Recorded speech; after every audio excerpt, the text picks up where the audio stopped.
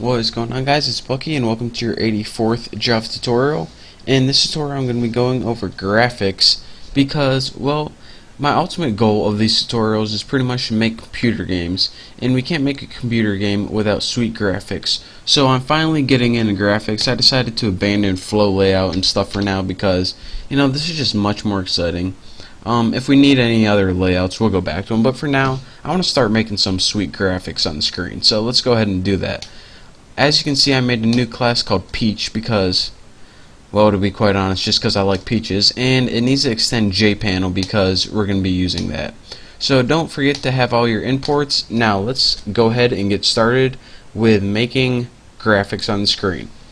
Now, in order to make graphics on the screen, we need a method called Paint Component, and this Paint Component method is used to draw graphics on the screen. So let's go ahead and put public void paint component, and for a parameter it takes an object from the graphics class. So graphics, and I'll just name it G. You can name it whatever variable you want. In this parameter right here, this G, this is going to be used to set the color, and we manipulate this object depending on what we want to draw. But don't forget that you need this method called Paint Component. This is a built-in method that's inherited, and this is the method used to create all graphics on the screen. So now that we have this method, we can automatically start creating graphics. So let's go ahead and get to it. The first thing we need to do is just one other housekeeping thing. We need to put super paint component and just fill in G right there. And what this is going to do is it's going to call the superclasses. Remember, this is how you call superclasses methods. We want to call the superclasses paint component method, and you just need to do this because there's stuff in the superclass that we need to use just for housekeeping stuff, and pass in your parameter or whatever it was here. And that's the only kind of confusing thing that might not be self-explanatory, so don't forget that. So now let's go ahead and get started. The first thing we want to do is set the background color for our screen. So go ahead and write this, which means this object, set background, and bam, look at that. Now, as a parameter for your background color, you just take a color. Now Java already has built-in constants of colors, which is pretty much all your basic colors, but for now, in order to get constant, just put color dot white because we just want a plain white background. So now we pretty much have on our screen a white background. Not very exciting, but we're going to change that soon.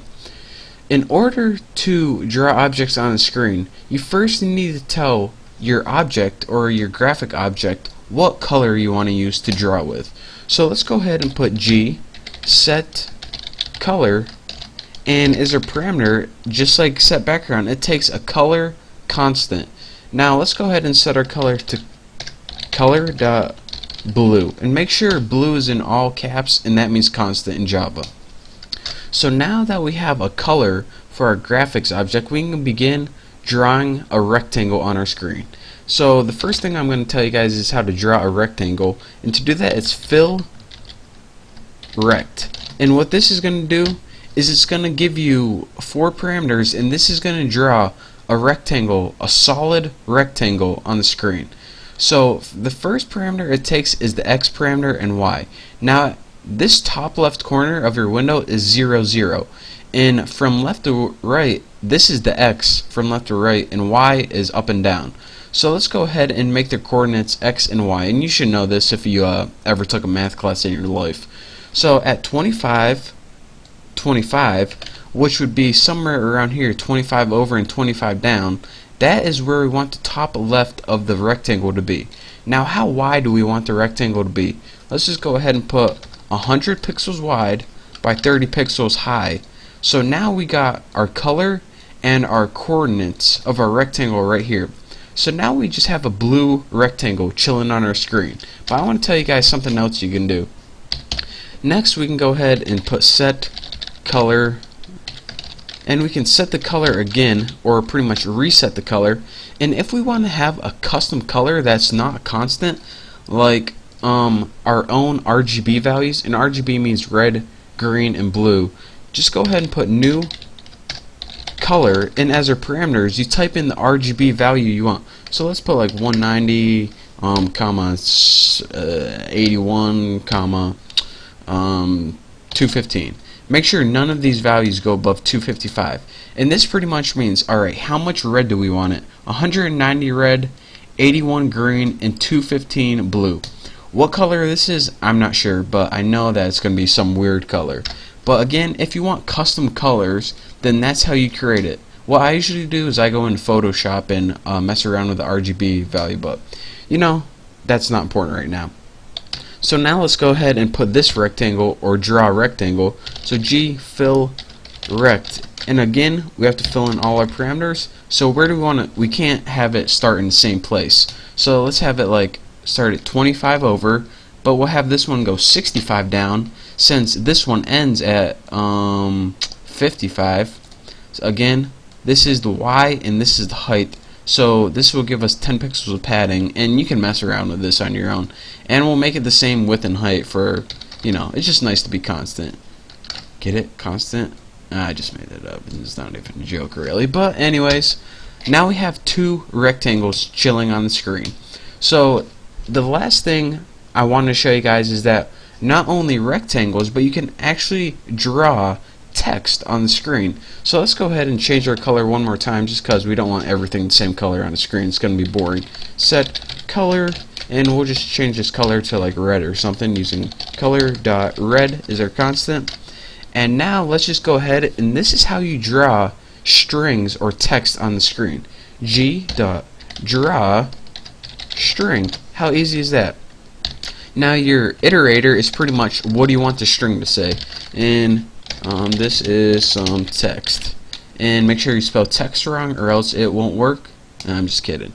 And now where do you want it to appear? Well, let's make an X25 and let's see, 120. That should be below everything. So now we have a rectangle right here, a rectangle under it, and some text under that. So now I already did this all. I forgot I already did this all. But pretty much make a new frame with your title. Set the close operation. Don't forget to do that.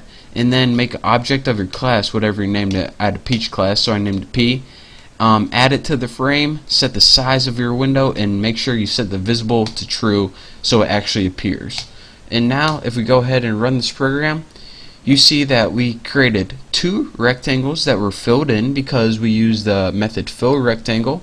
And again, if I do this, you can see that the coordinates for the first one, the blue one, were 25 over, 25 down. This is 100 wide and 30 pixels tall. And next we set the color again, and we gave it our custom color. Evidently this is some kind of purple color.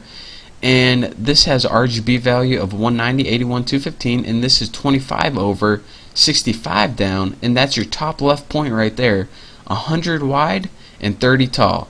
And next we just pretty much made some text on our screen, and this text started at 25 over and 120 pixels down. That's where your text started, and then you pretty much just drew a string on the screen using the current color of your G object. So that is pretty much the basics of how do you make simple rectangles. Of course there's more stuff we can do, but for now just sticking with the basics. In the next tutorial I'm going to show you guys how to draw some sweet graphics, and well, they're not going to be that sweet, but they're going to be a little better than this one. So thank you guys for watching. Now don't forget to subscribe, and hopefully I will see you next tutorial.